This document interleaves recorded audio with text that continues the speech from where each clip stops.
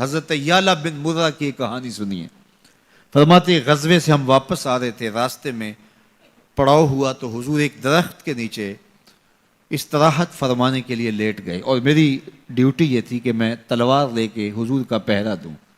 میں کھڑا ہو گیا، باقی لوگ بھی سو گئے، تو میں نے ایک منظر دیکھا کہ دور صحرا میں ایک درخت تھا جو ہلنے لگا.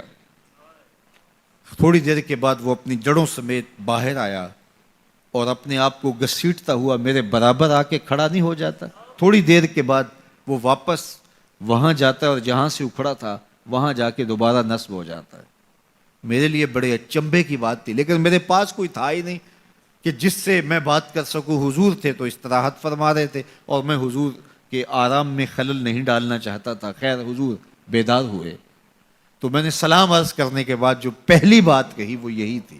میں نے کہا حضور وہ جو سامنے درخت ہے تھوڑی دیر پہلے وہ اپنی جگہ سے اکھڑا تھا، شاخوں کے بل اپنے آپ کو گھسیٹتا ہوا یہاں پہنچا، پھر میرے برابر آ کے کھڑا ہو گیا، پھر تھوڑی دیر کے بعد واپس وہاں جا کے نصب ہو گیا.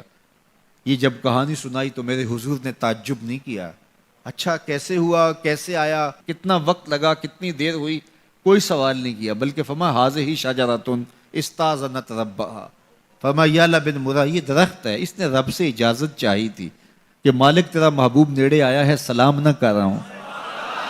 فآذن لہا، اللہ نے اس کو اذن دے دیا تھا، یہ مجھے سلام کرنے کے لیے آیا تھا. درختوں کے کلیجے بھی تڑپتے ہیں کہ حضور کو سلام کیا جائے. وہ کہانی تو آپ نہیں بھول سکتے جب ایک اعرابی نے کہا کہ حضور میں آپ کو نبی تب مانوں گا اگر وہ درخت آپ کی نبوت کی گواہی دے گا، آپ اگر اس کو بلائیں گے. تو میرے حضور فرماتے ہیں میں نے کیا بلانا، جا کے تو ہی کہہ دے تجھے اللہ کا رسول بلا رہا ہے. درخت اپنے آپ کو گھسیٹتا ہوا حضور علیہ السلام کی خدمت میں حاضر ہو جاتا ہے.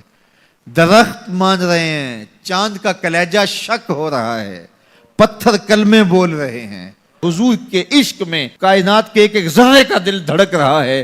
وہ کیا کسی نے کہا تھا زمین جل رہی ہے، آسمان جل رہا ہے، محبت میں سارا جہاں جل رہا ہے.